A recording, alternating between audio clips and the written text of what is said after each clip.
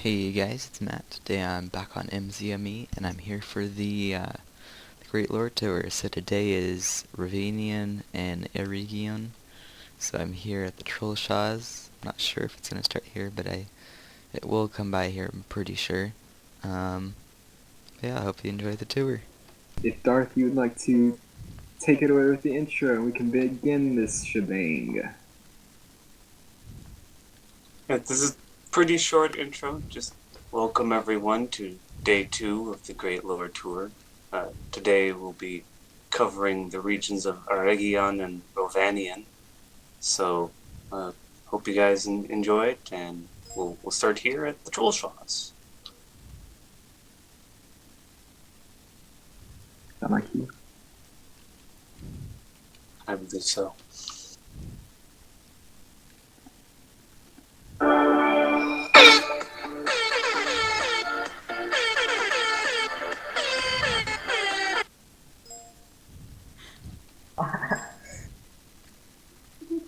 Alright, That's now all the German people can't watch the video afterwards because there's some music in it. Oh no! Well that's fine. They weren't here anyways. Okay. Welcome all to the second day of the Great Lore Tour. We're gonna start here in the Trollshaws, and I'm gonna take you to Rivendell. We're gonna start here at the most iconic spot of the Trollshaws.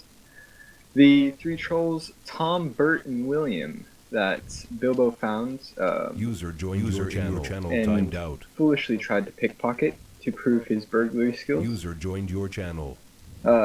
In trying to do so, he got captured by them and had to be User saved joined your channel. by the dwarfs, but they failed as well, because the trolls are cleverer than they were in the movies. They hid behind some bushes as the dwarfs came to check up on Bilbo.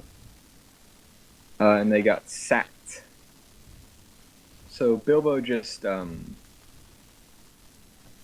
talked to them, basically, until the light of day hit them, and they turned to stone. User in your channel timed Very out. clever of Bilbo. And of course, Gandalf helped them along the way. Because Gandalf was an expert at manipulating voices. So if we come down here, around the east side of the hill, we can come to the Cave of the Trolls. Excuse me if I don't seem very mobile. I'm only using one hand to move because I'm using my phone to talk in the other. User joined your channel. Alright. Here we are in the Cave of the Trolls. This is where Thorin and Gandalf found their swords, as well as Bilbo, his sword. The swords that Gandalf and Thorin found were Orcrist and Glamdring, and they were Gondolin-made swords. Of course, Gondolin is the fallen ancient city of the elves. As for Sting, it didn't have a name. In fact, Bilbo gave it its name because of the spiders yelling Sting. Or not the spiders yelling Sting, but Bilbo likened it to a sting of a spider. Because he killed... Wait, did he kill spiders? Yes. Yes. Okay, anyways, let's move on. User joined your channel. Yeah, that's right, he did. Forgive me, I've been off loop for 2 months. So out this way and to the left, we'll continue on and sort of admire the scenery of the Trollshaws. Basically, the area that marked the Trollshaws was the Horwell and Loudwater. The Horwell is the river east of Weathertop, and the Loudwater is the one that runs down from Rivendell. Both the sources being up in User the joined your mountains. channel. It was called the Trollshaws because of course, the trolls, but well, yeah, that's basically it. It was their dwelling. It was the place that they sort of lived. until, of course, the Dunedain and Elves of Rivendell drove them out up into the Etten Moors, which was Troll Country. This is like the bungalow of trolls, and the Etten Moors was the mansion. Can someone hear me? Can What's someone that? hear me? I can hear you just Yep. fine.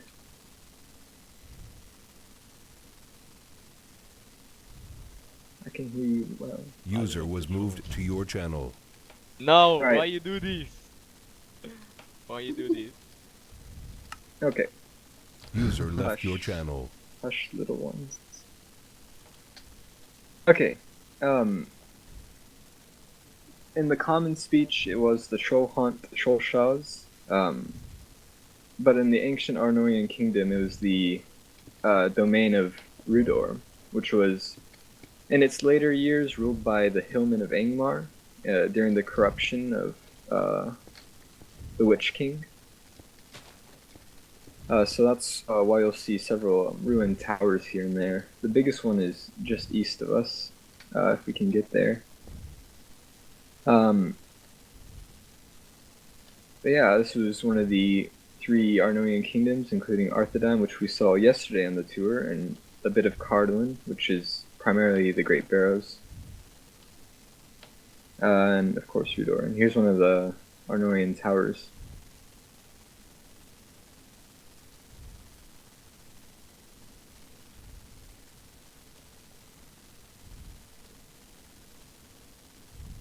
Sorry, I keep losing you guys.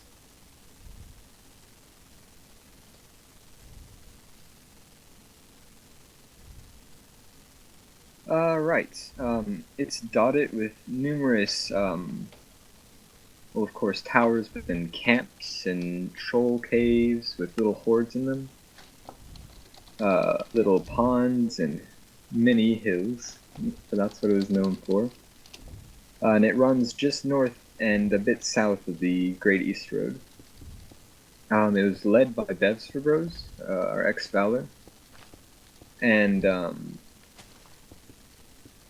helped on by Captain Douglas, one of our ex-stewards. Right, that's about it for the Trollshaws, so we're going to continue on over to Rivendell.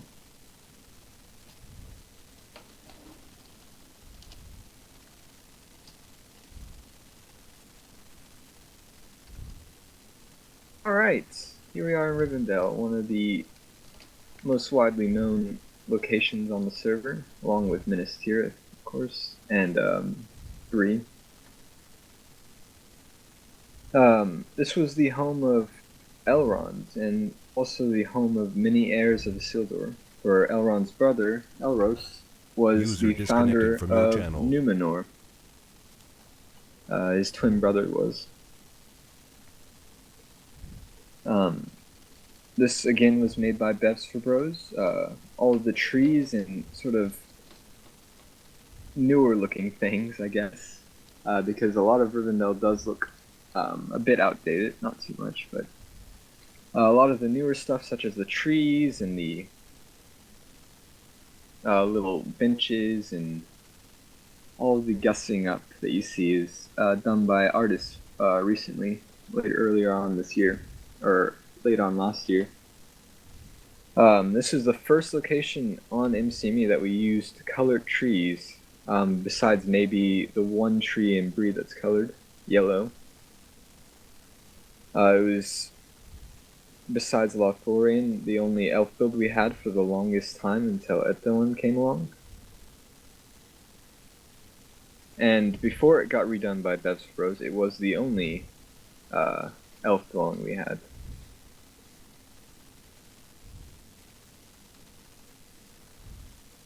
Our build is comprised of the main thing you see is the last homely house, and then living quarters in the northernmost building. East of that, actually a bit further north, is the forge, where the shards of Narsa were reforged to make Anduril, Flame of the West. If we continue on down south of the last homely house, we can see the library of Elrond and the meeting place where the fellowship was forged. And of course, that's always a fun place to see because it looks just like it did in the movies, and it's really well done, I think, because it overlooks the waterfalls and it's all nice and stuff. User joined your channel.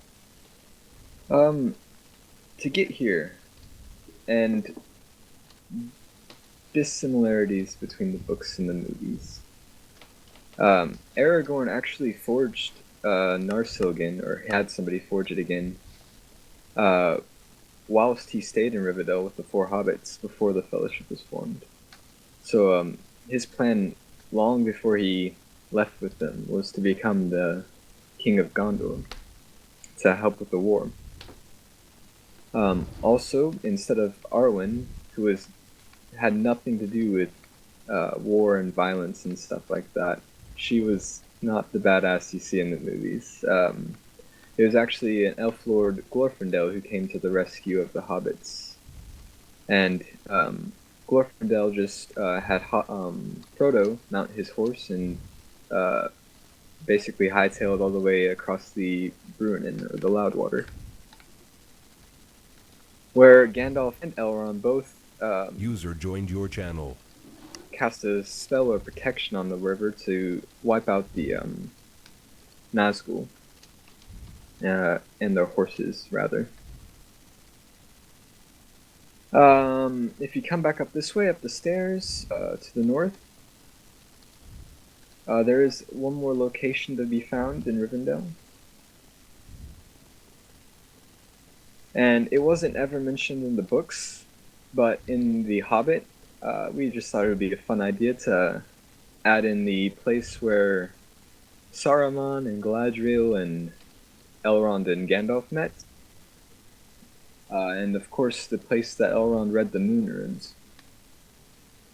The Moon Runes are over this way. You kind of hop across the waterfall. And I quite like this bit. It's very scenic and very nice. This was one of the bits that the artist made in the last year. It's a sort of touch-up Rivendell. Gave it a facelift.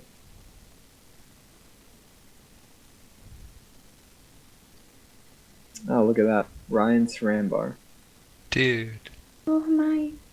He's a entire lore location on himself. Tell me about it.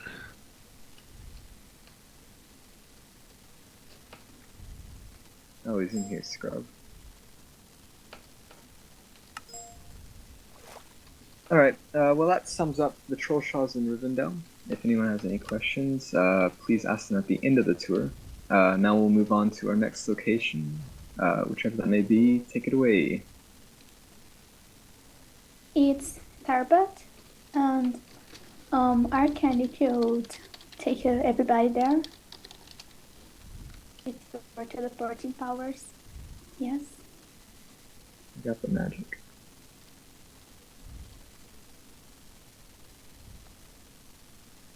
I believe Gigo is doing this one, isn't he? Yes, he is. What? Take it away, Gigs. Oh, it's Tharbad? Yeah. Yes. Hey. Yeah. Woo! Hello there, everybody. Welcome to Tharbad, one of the greatest British settlements. Basically because they fucked up the natives. It was started as a Númenorian logging camp when, well, the Númenors needed logs and wood, timber, all that kind of stuff to make some ships for their fleet. And they came here, and there were loads of woods. So they came here, started chopping them down, but they chopped down so many that the natives got very angry at them. And were like, hey dude, we need the trees. The trees are our resources and stuff. So they got very angry, started attacking them, and therefore they built these walls to make sure that the city kept it very safe. After that, they didn't really grow that much. They had some problems with plagues, etc. But they kept on their feet. And then when Arnor and Gondor got really strong, that's when they really expanded, because Arnor and Gondor needed a strong link between the two kingdoms, and therefore they decided that this here Tharbad was a perfect place. So Tharbad created the bridges that we are currently working on, and it just grew. It became a huge hub for trade and general mercantilism. And it sort of died out after the Great Plague, but the Great Plague didn't necessarily kill all the people in Tharbad. It rather killed all the people Tharbad traded with, which sort of made it made it very hard to stay here because they lived on trading. They didn't have any trees left, and all the natives were dead, so they couldn't really use any other people. The whole Tharbad was ruined by Mr. Credo, and it took about a month, I think, if I recall correctly. And I think we are thinking about redoing it, if I am not really that wrong. I'm not sure about that. Not really that wrong. Yeah, great. The river was hollowed out by men. The river was actually very how do you call it? Shallow. Very not deep, which made it very hard to have ships.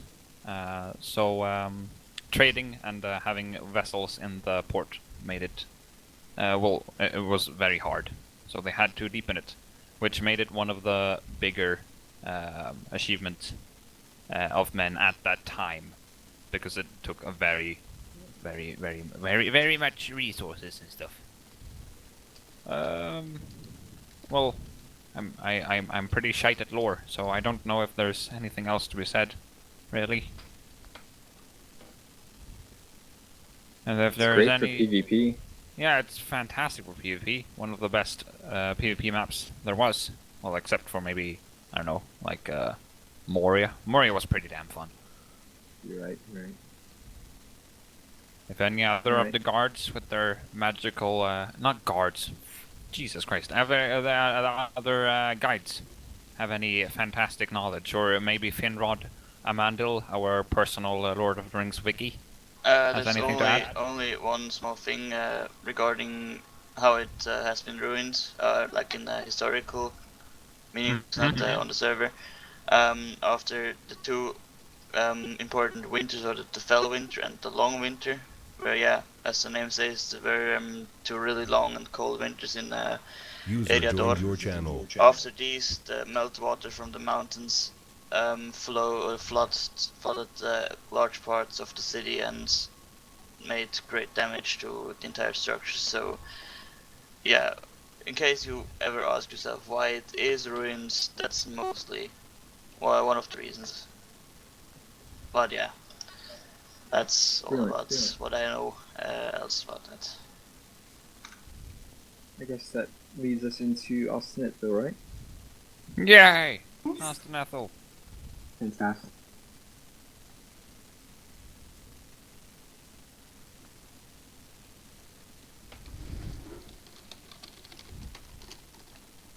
So here we are in Osnithil.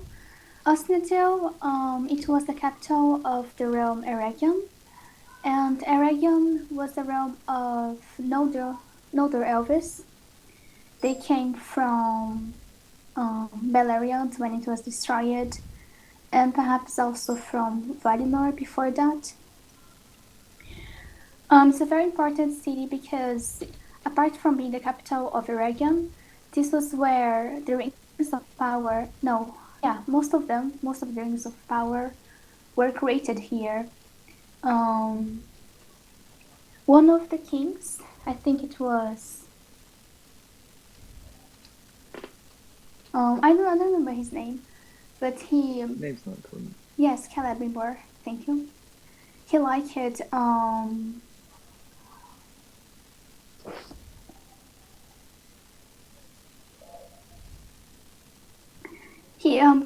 he met Anatar, that was actually Sauron in disguise, and Anatar sort of convinced him to create these Rings of Power saying that they would bring more power to Celebrimbor himself, that would help him in his craft and stuff like that.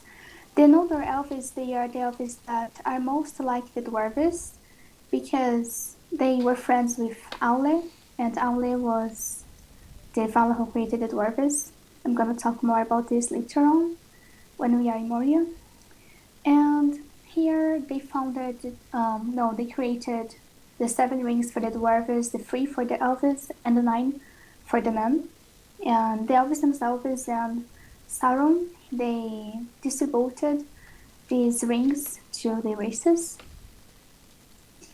And later on, as you all know, Sauron himself forged his own ring in Maldon, and through it he could control all the other races that had those rings. And there was later on a war with Sauron. There was a very young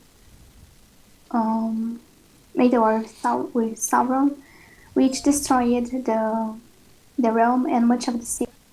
When the Fellowship came here, by the year 3018 or 3018 User of the left your Third channel. Age,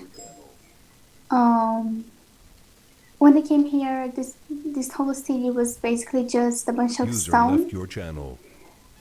in a hill, so there wasn't much User joined your channel. about it at all. But on the server, we decided to build it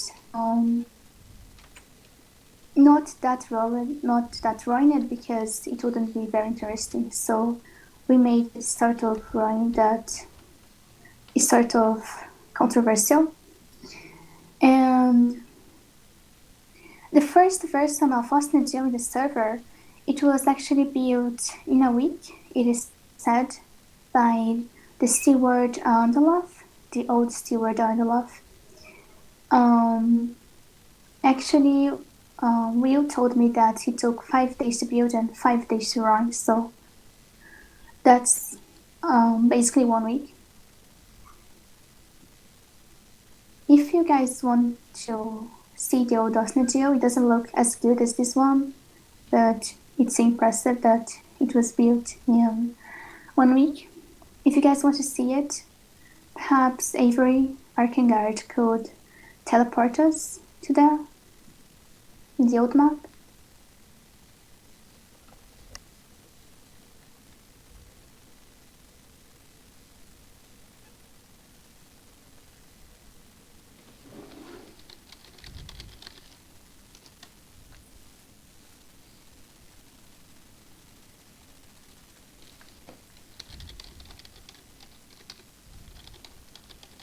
Here we are, ladies and gentlemen. Thank Stop you. one on memory lane. So here we are, as Arkengard said, this is the old Osnagil that took basically 1 week to be built. There's an Easter egg here. Let me see if we can find it.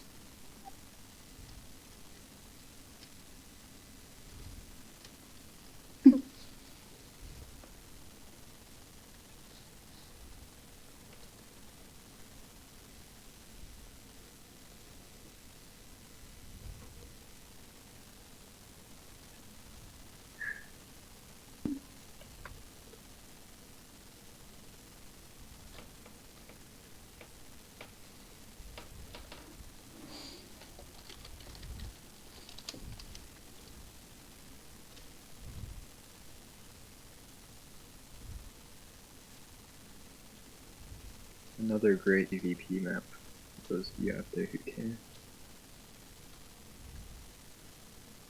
Oh yeah, it was. Andalf themed it, and it was true.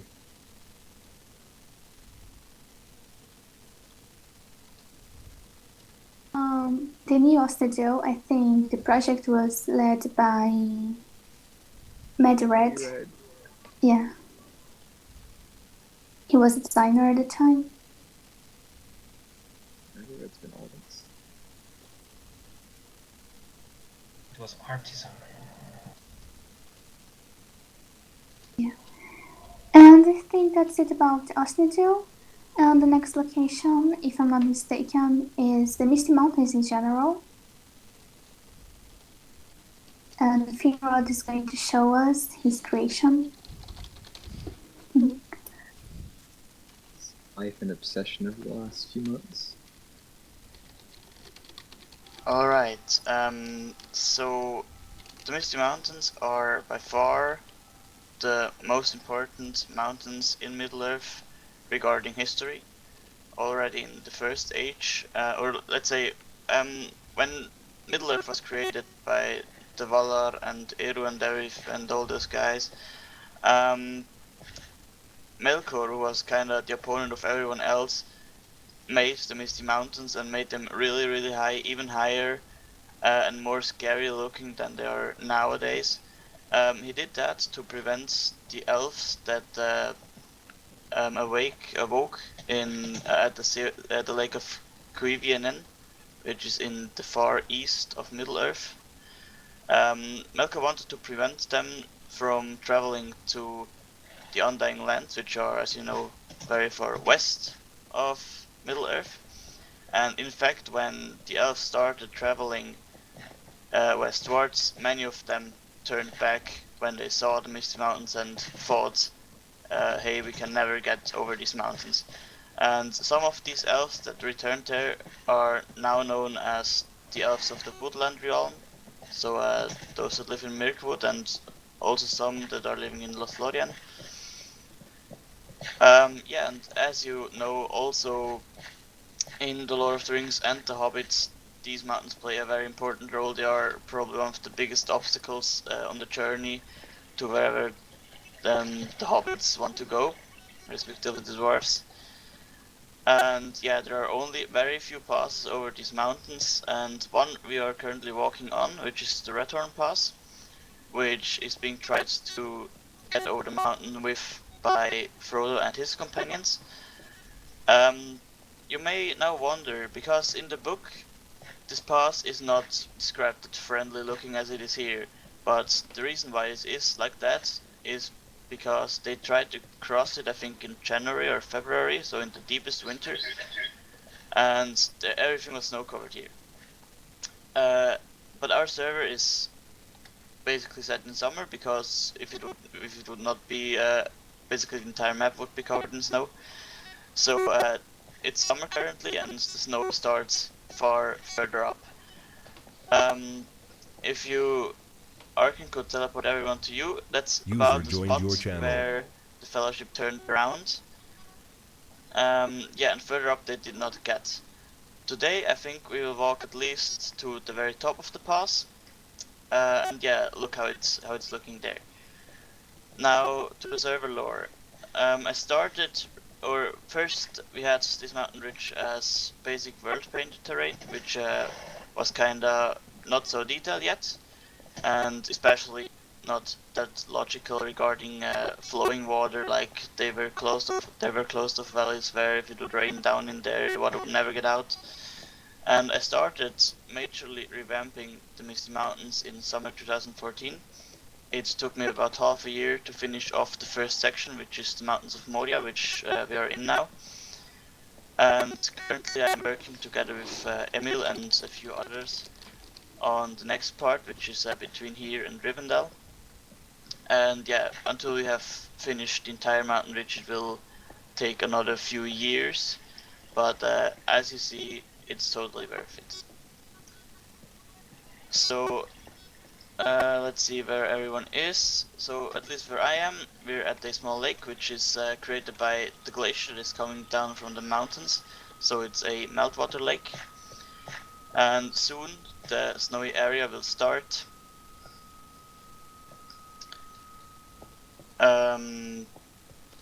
Yeah, okay. Credo is just saying me that something is wrong with my microphone. Is it really bad? Do I have to change anything, or is it bearable? It's not that bad. Okay, then I will. It's noticeably robotic, but it's also noticeably understandable. Alright, then I'll leave it for now. Okay. Yeah, we are now in the area which is snow covered the entire year. And soon we will reach the very top of the pass. There you will find a small sign which is giving a height for the pass. Actually, there's no height given in the lore. It has been calculated a bit based on a number in given your in channel the timed out. Atlas of Middle-earth, which gives 12,000 feet height for the Caradhras, so just the highest mountains of the mountains. And yeah, Caradhras is 255 blocks high, and I think the pass is somewhat 190 or something. And yeah, then I calculated just that. So the number given there is User not joined in the your lore, channel. but more or less realistic. So yeah, the glaciers you see here are all built by hand, User joined your channel. in chops usually. We're using the layered snow to make them look really smooth and like steadily going down and not being so blocky as they would be if you would only use normal snow blocks. And actually very much knowledge about glaciology and geography and such was put into these mountains, so you can say these are quite realistic. Yeah, what's next on the...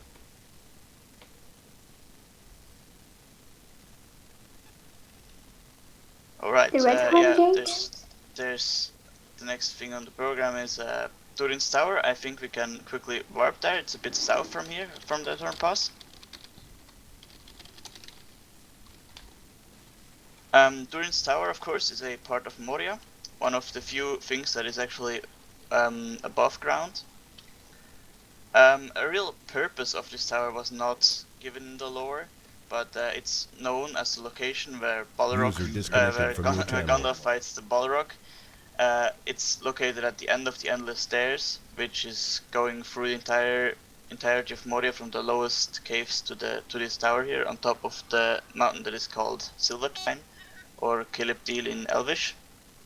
The other two famous mountains of Moria are the Redhorn, or Caradhras in Elvish, and the Cloudy Head, which is Fanvithal in Elvish.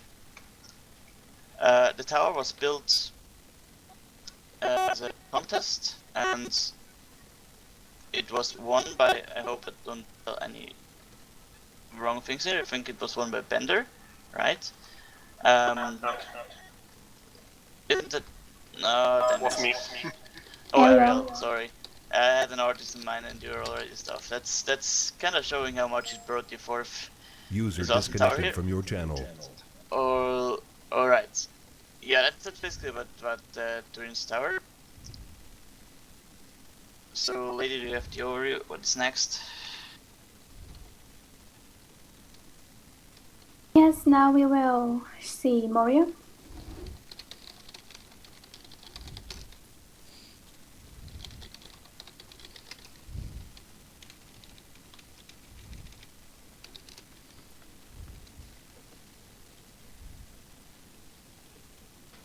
User was moved to your channel.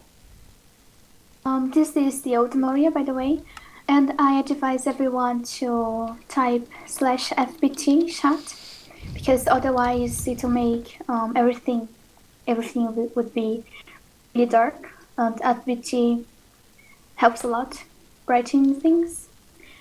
And Moria is one of my favorite locations to tour. I have probably given around 20 tours here. Starting with the lore, with the Tolkien lore, Moria was founded by Durin the Deathless, and Durin the Deathless, he is the oldest dwarf to be created. He was the first dwarf to be created by Aule, who was the guy who created the dwarves. Basically, Edwin Ilúvatar, that is sort of the god of Middle-earth, he told the Vala that he would bring people like elves and men that would be the children of Ilúvatar. But Aule was getting impatient to have someone to talk to and teach things to, so he decided to create his own people. but he didn't have the flame imperishable, that is the flame that gives life to things, that only every Lovator has that.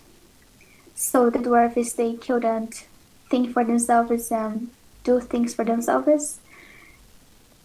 They sort of acted like they only did things that Aule wanted them to do. And every Lovator ended up figuring out about this, and he got sort of mad because he wanted the elves to be the first children of Iluvatar to see Middle-earth and everything. So he made the dwarves real people with his flame perishable, and made the dwarves sleep until the elves came to Middle-earth. And those were 7 dwarves, and each one of them had his own house. And the house of Durin the Deathless was the Longbeard's house. A lot of important dwarves from a lot of important dwarves from Lord of the Rings and the Hobbit, they are from this house. Okay, Thorin Oakenshield, Gimli, Glóin, Bufur, Kili, Fili, all of them are from this house.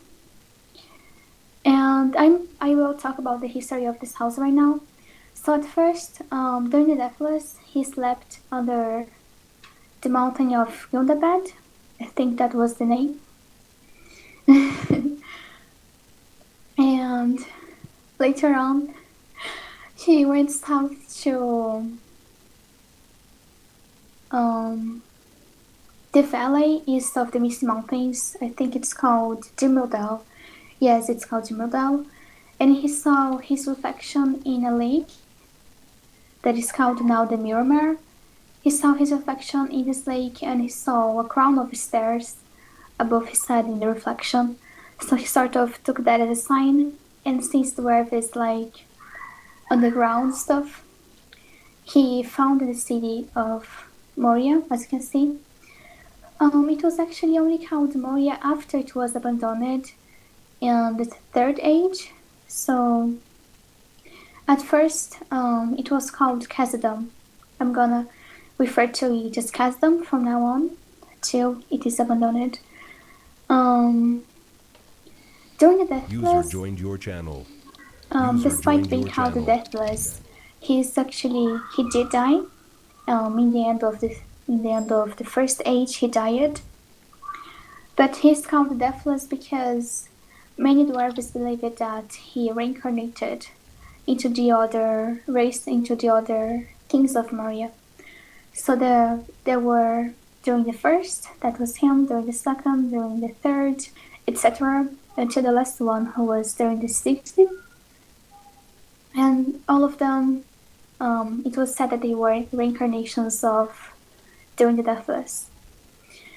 After during diet, the wealth of Khazad-dûm actually increased because it was in the end of the First Age, and Beleriand was destroyed. Beleriand, if you don't know, was an area. It was a big area west of the known Middle-earth, and many people lived there. Many elves lived there. Many dwarves, many men, and it sunk later because of a war that happened, the War of Wrath. And the dwarves that lived in the mountains of in the Blue Mountains, in the cities of Nagrast and Belegost, they came here to Moria. They had to go somewhere, so they came here to Khazad-dûm, and they took all of their knowledge and lore and craftsmanship with them. So the wealth of Khazad-dûm increased. And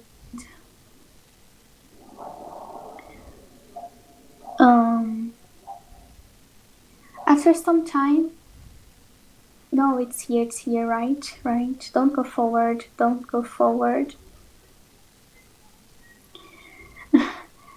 Here on the server, just gonna talk about it a little bit.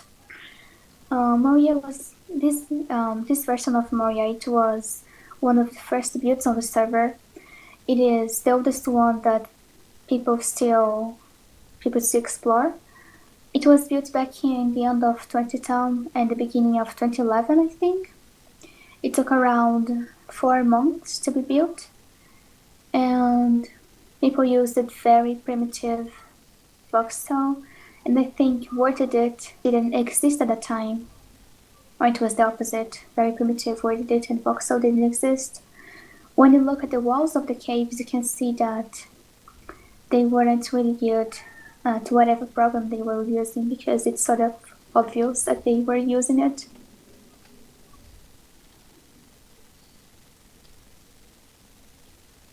Most of our projects these days, they do take really long, even though they aren't as big as Moria, because we are working now on many projects at once. And I suppose that when Moria was built, User joined your channel. it was basically only User Moria. joined your channel. These designs on the walls, they show the collaboration between Elvis and Dwarves. Elvis from Eregion, the Noldor Dwarves that I talked about earlier, and the Dwarves from Kesdom. They were friendly with each other. They traded a lot, and the West Gate was created to facilitate the collaboration. It was created in the Second Age, and I might as well show you the King's Place. For some reason, when they built this, they decided to build close to the West Gate, but this is sort of lore inaccurate, because Moria was built from east to west, so it was actually only completed in the west during the Second Age. There are still some Easter eggs here in Kesdom. I might show you one of them. User in your channel timed out. I can take Much them of back the well. to the hall if you want. Okay. Much of the wealth of Kesdom came from mithril. That was a metal that was only found here. And here as well is where the king stood, I think. His throne is very small throne, as you can see, compared to thrones of Gondor and Rohan, for example. User entered your channel.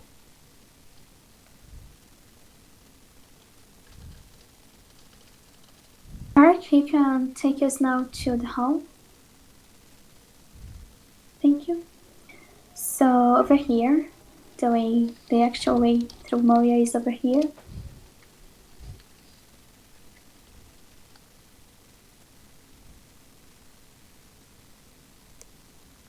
During after some time after Moria became very wealthy, they started losing people for some reason, and they started losing their wealth as well, because mithril doesn't last forever, and it was getting scarcer and more hard to find.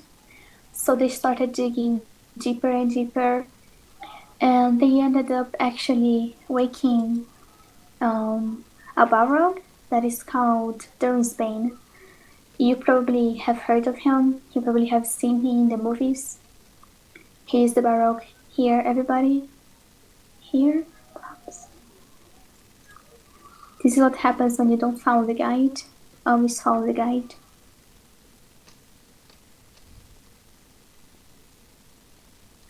Alright. Yeah, they woke that Balrog up, and he killed the last Durin. That was during the 60th.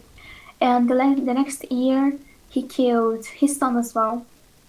So the dwarves that were still alive fled from Moria, and most of them went to Erebor, to the Lonely Mountain, and they founded a city there, and found a lot of gold and everything.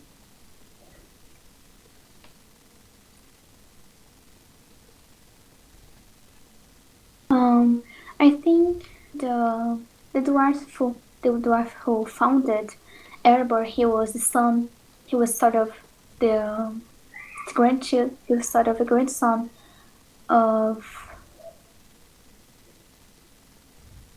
Project. That's pretty much what I read in the Lord of the Rings, in the appendix of the Lord of the Rings. So I'm not sure about that.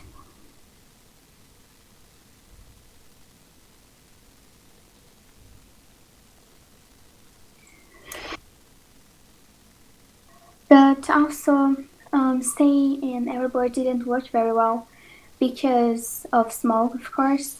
What happened was that some of the dwarves, they went to the Grey Mountains, but it wasn't really a good idea because there were some dragons there. So they stayed there for some time, but then the dragons became more numerous, and they ended up attacking the dwarf city of the Grey Mountains. And since the Grey Mountains are very close to the Lonely Mountain, just a little bit north and west, I think, Smaug ended up attacking the Lonely Mountain as well. And we are now in the Flooded Hall. This is the statue of probably during the first, that is during the Deathless. But it is the actual way, so everybody will have to go here, turn right.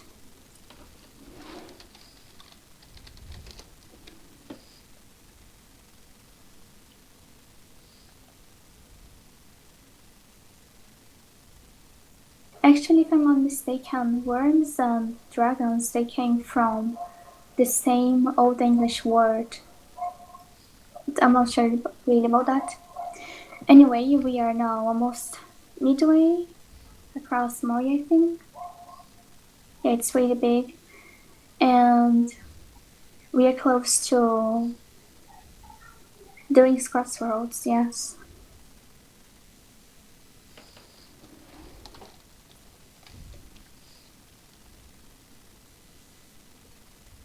This was the place where you most likely know Gandalf said,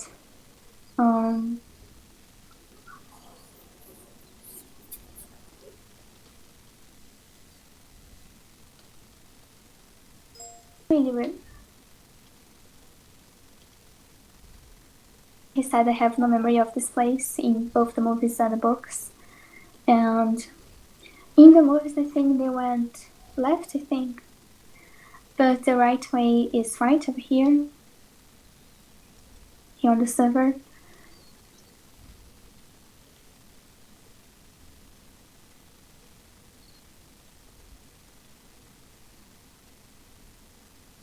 Guarantee. User left your channel. User was moved out of your channel. Was moving people. It was the fishy.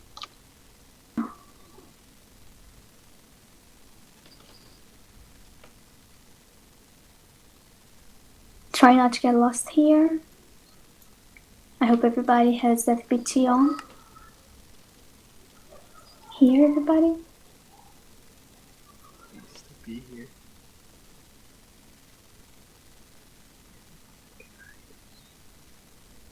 And I think, if I'm not mistaken, all these bad things happened to the Dwarven kingdoms because of the ring of power that one of them, that the king of them was wearing. And after Smaug attacked Erebor, the king, he fled, of course, and I think he gave the ring to his son. But the king, who was Fro, he ended up he got crazy and he tried to reclaim Moria from the Balrog. User joined your channel. And he came here in the East Gate with a friend of his, and he entered through the East Gate, and he didn't come back in a while. And his friend got apprehensive, of course, but it wasn't a really good friend because he just waited outside instead of getting in and helping him.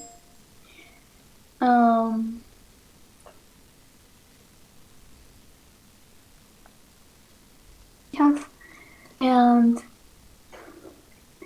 after some time, Nine, I think Nine was the name of Frost's friend, he heard a noise and he saw the head of his friend being thrown out of Days Gate. And there was something branded in his forehead saying that Azog was the king of Moria. By then it was already called Moria because it was already abandoned by the dwarves. So what we learned from that from the stage is that the orcs completely took over Moria, and Nine, he told the story to Thor's son, that is Thrain, I think. These dwarves have complicated names. And Thrain declared war on the orcs, and thus began the War of Orcs and Dwarves. It was a long war. It's not Disorder, Archangard, it's Thor, Thrain, and Thorion can show it later. Just saying. We are actually now in the Great Forge, as you can see. The other part of it later. Just have to keep walking. So Thrain declared war on the orcs, and then the dwarves started attacking the places where the orcs lived in the Misty Mountains. And it was a bloody battle, and it was a bloody war, and it ended in the Battle of Azamobizar, happened by the east gate of Moria, which we're going to see later. So as you can see, it's a very important place. It was where Moria was founded, it was where Thor was slain, and it was where the War of Orcs and Dwarves ended. When it ended and Azog was killed, because Azog was killed in that war and he was not alive in the time of the story of the Hobbit, as you probably know. A lot of things in those movies are lore inaccurate. He was killed, but the dwarves, they couldn't reclaim Moria because the Balrog was still there, even though there weren't many orcs. The Balrog was still there. So Thrain and his son Thorin, they went to the Blue Mountains. And they found a sort of house there and lived there for a while. They didn't find gold or precious thing there. They found iron. So Thrain and Thorin, they were really dejected, and they wanted to reclaim the homes. They wanted to reclaim Erebor and Moria, but especially Erebor. So Thrain himself, he tried to reclaim Erebor. So he went in a journey much like that of the Toriyuki showed, the 13 dwarves and Bilbo, as you probably know, that is narrated in the book The Hobbit. He went in a journey like that, but he got captured in Mirkwood, and he was taken to Dumbledore, if I'm not mistaken. Dumbledore is a place. Yes, he was. It's sort of the place of Sauron in Mirkwood, and he was killed there. Some years later, Thorin went to Bree.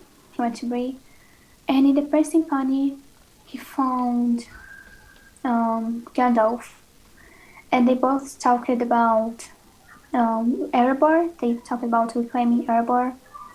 They continued the location they continued the conversation in the Blue Mountains, in Tharin's house in the Blue Mountains, where it was decided that they would take 13 dwarves, including Thorin Shield, and a burglar that would be a hobbit.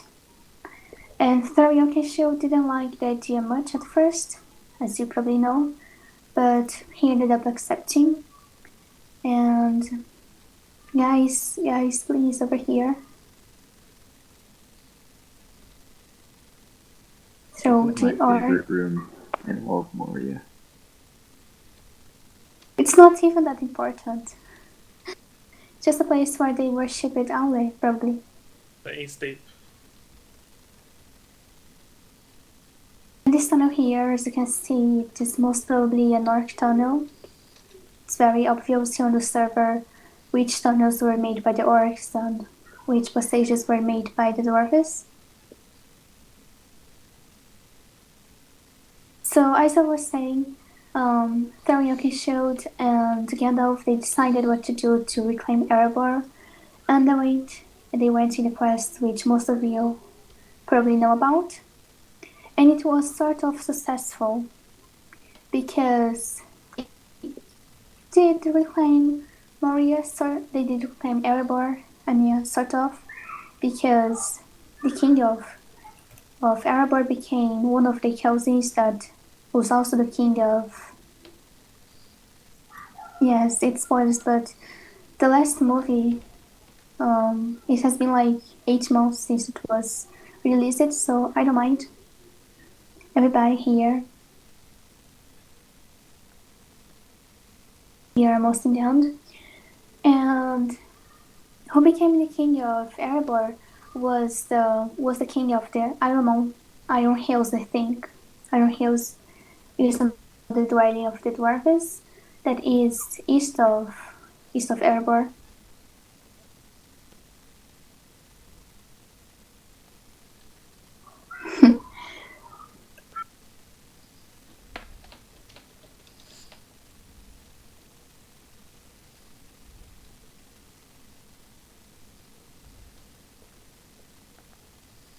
And he became the king because Thorin Shield and all his heirs had died. Fili had died and Kili had died.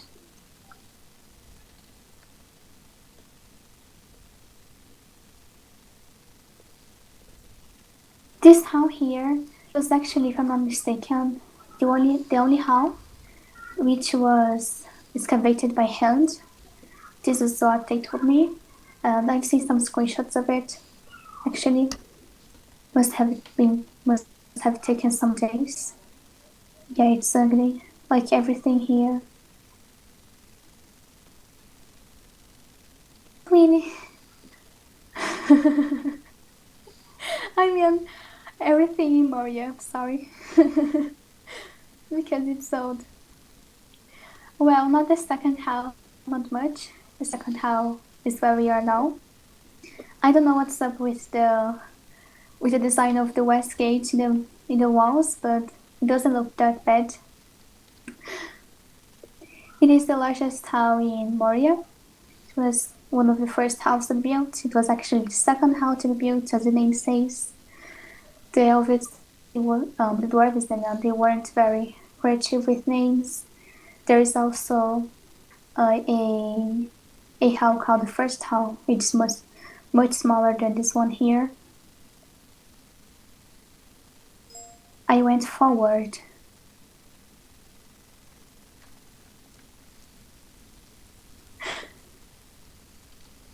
GG. Thank you, Avery. Forward. GG. And if I'm not mistaken, it was Darius Bane himself, Barog, who created that pit over there.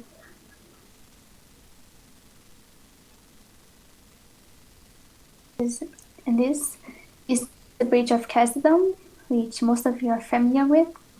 It was where Gandalf fought the Balrog. It was built so that if someone tried to attack Moria from the east gate, that is very close to here, the army would have to walk in a single file in order to not fall, and that would be difficult.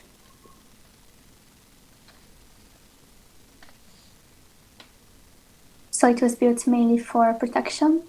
It is very close to the East Gate, which we're going to see soon. Also, what was his name?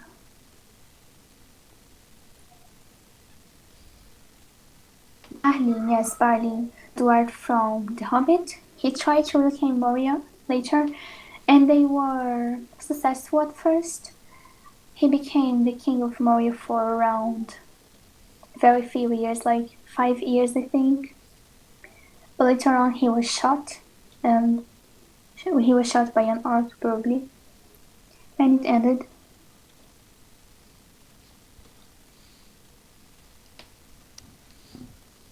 Anyone that is recording this, you'll have to cut or erase because someone just said the password in chat, the TeamSpeak password. This is the first hall, by the way. It's not very interesting anyway. Not as impressive as the second one. And now we have reached, at least I have reached, the end of Moria, Base Gate. Thank you very much, Lindy. You don't know that much about Moria at all. And I remember listening to Fornad just going on for ages. And same with you. So inconsiderate, Fortnite. Rip Fornad. Yeah, thanks. Lady Fornad. Forever being our banter. Through that. I forgot this was on the old world. This is the East Gate, the new map, and Milmar. And if I'm not mistaken, Finrod Model is going to talk more about Jimilda. Yes, alright. As said, we're here at Mirrormere, or if you want to hear it in the other languages, in Elvish it's called Nen Kenedril, and in Dwarfish it's Keret Saram.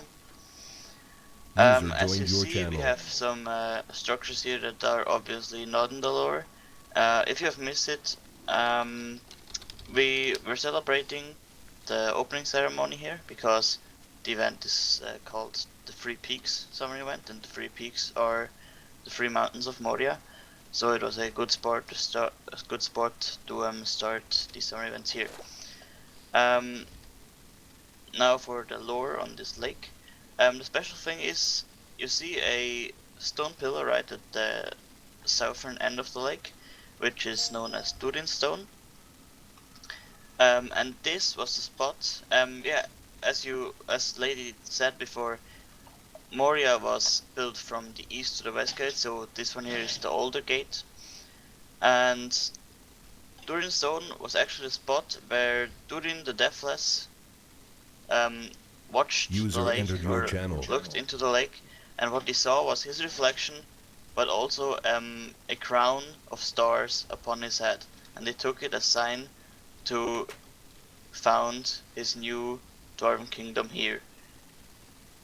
Then server lore wise, as you see, there is a reflection of the entire terrain and also the summer event things below the lake. And yeah, the lake is called Mirrormere, and that's not for random, but because the lake actually mirrors everything that is above. And we were using World Edits to flip the entire terrain and paste it upside down below the lake. It was something we invented some years ago, first for the lakes in the Glittering Caves, which we probably will visit later, tomorrow I think. And we also use this principle here. Yeah, it was also redone as the entire terrain around it by me the last year. Especially the lake got moved a bit further north, so that the Dimmerville Dale below it is a bit longer. Yeah, that's about it, and I think we can continue with the road. Yeah, the return path we left before is actually coming down here, so if you after the tour or so want to walk the entire return path, you will end up here. Yeah, I think we would Ariel, best walk down the road. Echo. My ears. Ariel, mute. Thank you. Yeah, we would best walk down the road now and eventually end up at a spot which is covered by the one person who knows probably the most about it at the moment.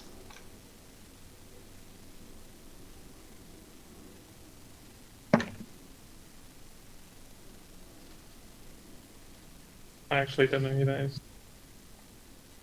Avery, take us to Lothlorien.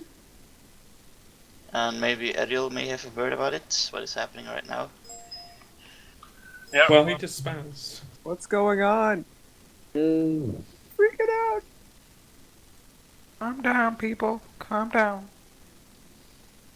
How dare you, Giga? Oh no. User disconnected from your channel. Okay, first of all, we added a lot of vegetation in Lothlorien in the last month, and but some of the textures User are not in left the your channel. Lothlorien pack yet, so it's you should switch use Gondor pack as secondary texture pack. As we used quite a lot of textures of Gondor pack, we wanted to copy to Lothlorien pack, but that has not been done yet.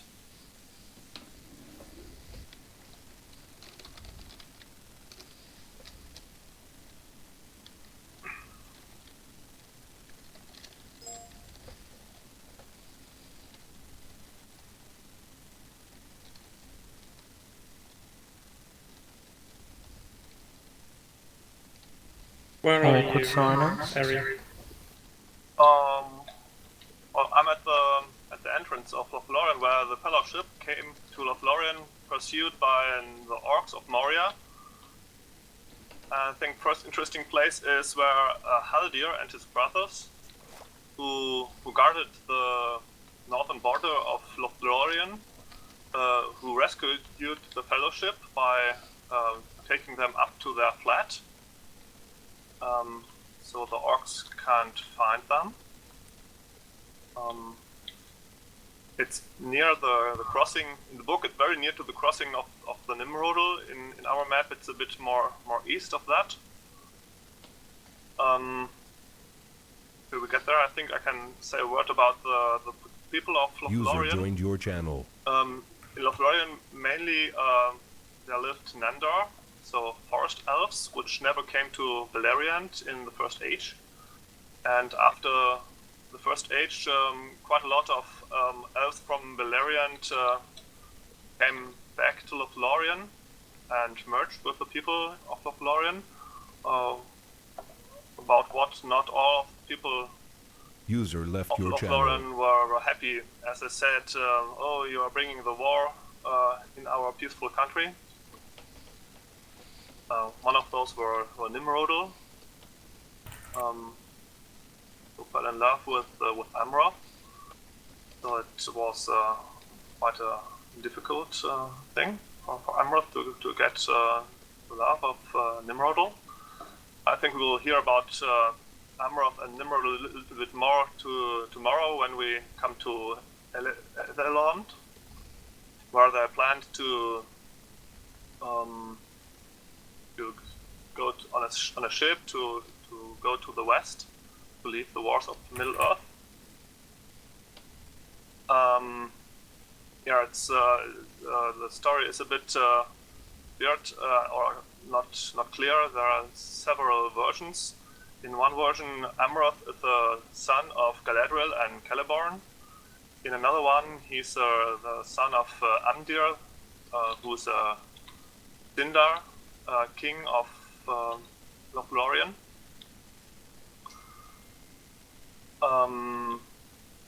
So now I'm here at nearly at the flat where. User left your channel. Just here where I'm. I think this is a flat where Haldir rescued the Fellowship. Here the pile of malon leaves where they hide the luggage, I think. And then they spent the night on this flat. I think there were only Frodo and Sam with the elves, and the rest of the Fellowship was on the other flat over here.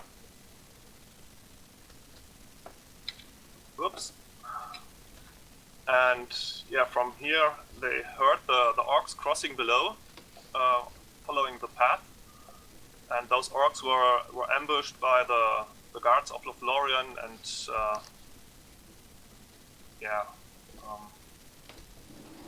so the next day the fellowship continued on the path, led by Haldir. And a bit on the way, they came to the place where they crossed the Silver Lode, and came to the heart of Lothlorien, the Night. And in the last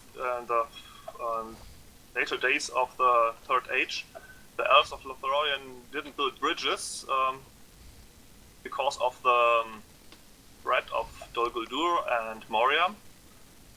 And now we are in a part of Lothlorien we haven't worked on, so you see the original state in January, where only the large Malon, and it's very dark here, and there's no flowers, no grass, and it's quite boring, and not at all like the description in the book.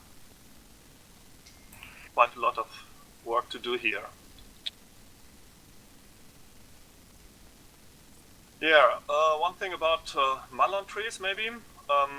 The first name of this country was, I have to look it up. One moment. It was, where is it? Lindorinant, which means Valley of the Singers. There were no Malon trees in the First Age here, just the normal trees. Here at this place, I've done a bit of terraforming. Here has to be a river soon. And the Malons originally came from Aman, where they grew, and elves of Erisea, the Lonely Island, brought them to Numenor as a gift. And in the west of Numenor, the Malons, which seems to need quite a specific climate to grow, in the west of Numenor, they grew very well. And the sixth king of Numenor, Tal Darion, gave some seeds to Gil-galad in Lindon as a gift. But in Lindon, the Malons didn't grow. The climate was not acceptable for them. So Gil-galad again gave some of the seeds to Galadriel, which brought them to Lothlorien. It's not clear in the lore if that was in the third or second age. Again, different stories, different versions of the story. And I think it's probably mostly due to the might of Galadriel's ring, Nenya, the Ring of Water, which make the Malons grow here. It's basically the only place in Middle Earth where Malon growing. So now we are on the flat of Amroth. He was probably the first elf who lived in trees. It's not really usual for elves to live in trees. Only in Caras Galadhon those homes are common.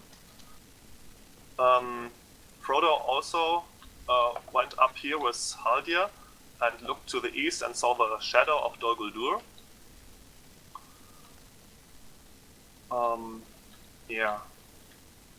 Now I think it's best we walk to Caras Galadhon.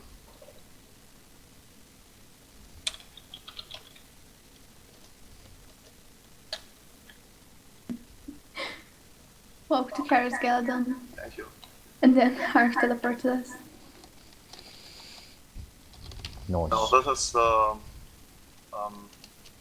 Carin Amroth, where we were before, is the heart of the old Nandor kingdom, and this Caras Galadhon is newer, maybe founded by Galadriel.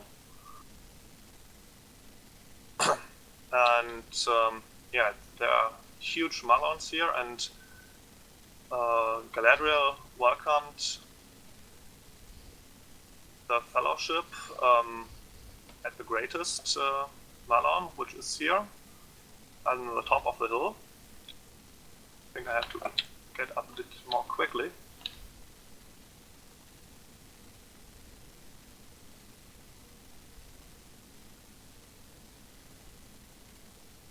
So, which one is it? I think this here.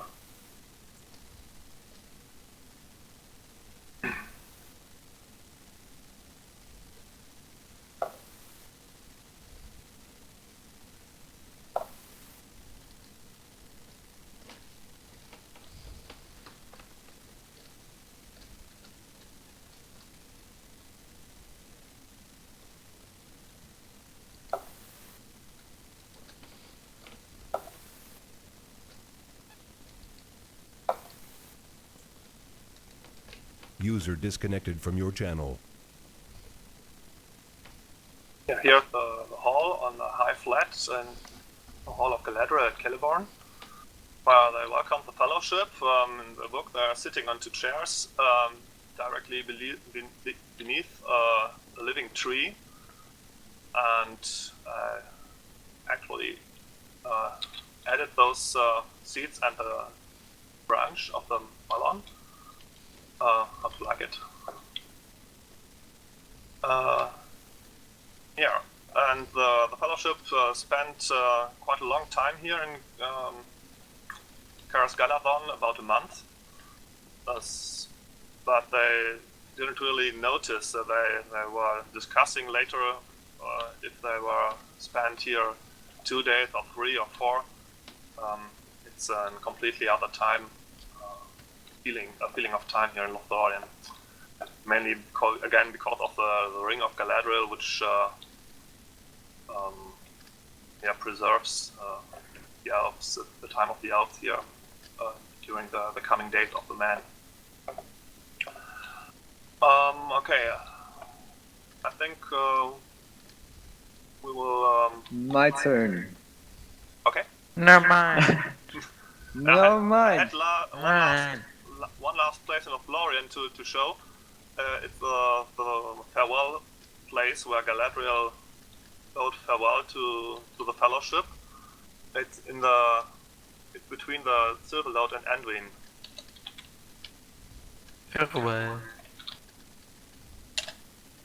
User joined your channel.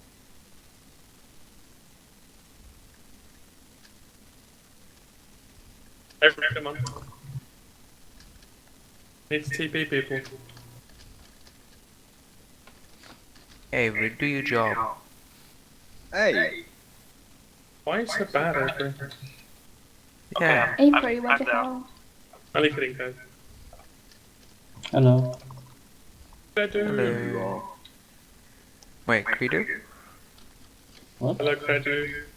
Hello. Hey, Credo. Hey. So, We do hi.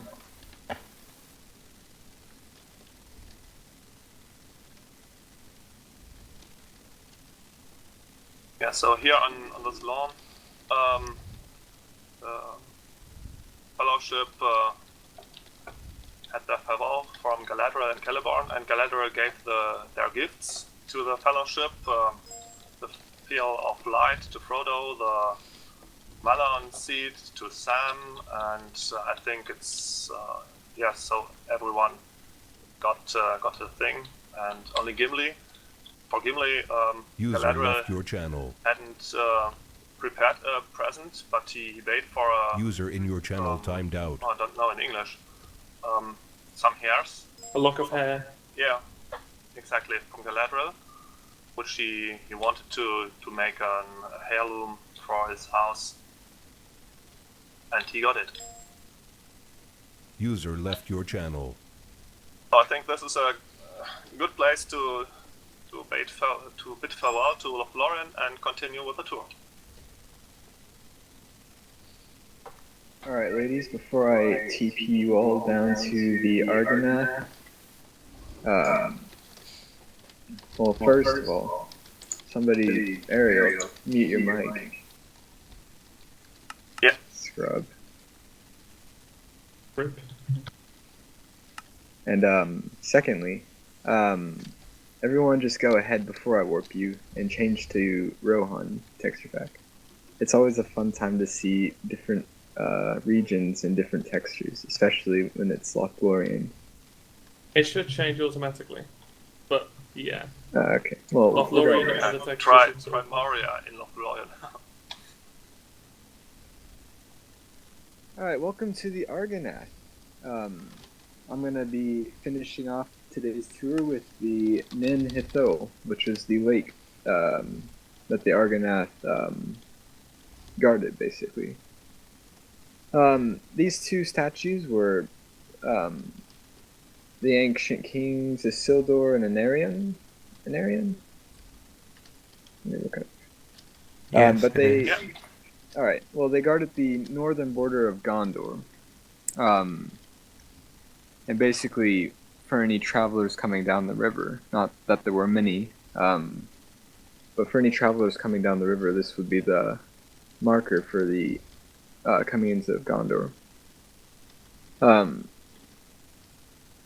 In the books, as I said earlier at Rivendell, Aragorn accepted his kingship a lot earlier than he did in the movies, as normal, or as people who haven't read the books believe. So of course, when he looked up and saw his ancestors carved into stone, it was said that he looked just like them. He assumed that really regal look about him. I'm going to TP you all to a fellowship camp along Parth Gallon, I believe.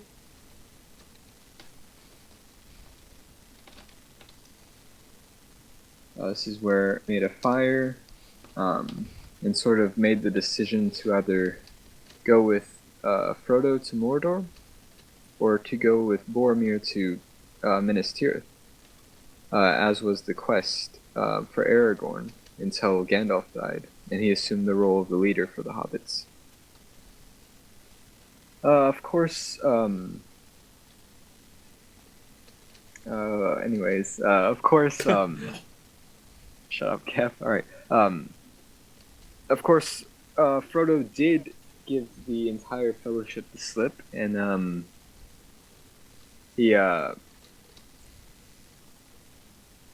went ahead and went to the eastern bank, but Sam, of course, knew his master too well and followed him anyways. Alright, at the top of this hill, where we landed, this is the western bank, and on the top of the western bank hill was the ruins of Amon Hin. Basically, the hill of seeing. And from this hill you could see miles and leagues and leagues and leagues of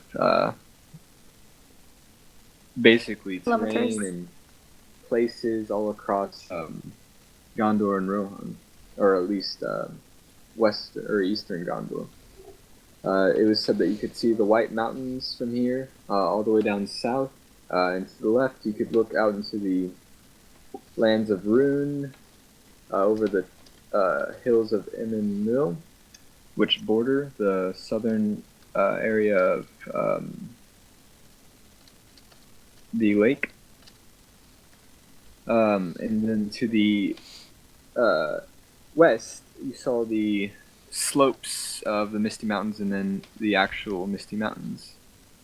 You couldn't see Lothlorien to the north, I don't think. If anything, it was just a slim gold line in the distance. The lake itself is 20 miles long and 10 miles wide. I know. I read up on it. Was wrong. GG. Anyways, and at the southern border, around 22 Numenorean miles, that is. Nerd. Anyways, at the southern border, the most iconic part of the lake, besides the Argonath, was the Falls of Rhoros, where Aragorn, Gimli, and Legolas sent Boromir after his death. In the middle of these falls is the a hill toll brandier, and it was said that you could actually swim on the southern side of it. On here, you cannot do that. And it honestly, okay, it's better this way because it's more accurate to the height. Because it was described as this massive rock that no beast has ever dwelled on besides birds. No man has ever climbed. And then all the way to the east was the ruins of Amen Law, the Hill of Hearing. And it was called this because the echoes around Amen Will reverberate so well around here that you could be heard for or you could hear things from many miles away. And this is, of course, the general area that Frodo and Sam banked to head into Imminwil. After they got out of Imminwil, that was where they met Gollum in the Dead Marshes, which we will cover tomorrow. Anduin led off the Falls of Rhoros and into the sea.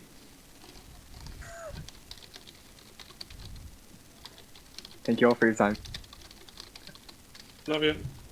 Bye. Schultz his head to get fun. And now time for the Super Pick Challenge with Finrod. Maybe you want to join. Wait, I thought that was at 4. Alright, well, I hope you enjoyed that very long video. I may have split it up into 2 parts, I'm not sure yet.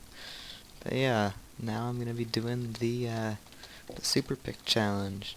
So I'll see you next time, and hope you... Wow, I messed that up. Alright, well, I hope you enjoyed the tour, so I'm gonna be doing the Super Pick Challenge now. Not sure when I'll upload that, but that should be pretty fun. But hope you enjoyed. Leave a like if you do, subscribe, and I'll see you next time.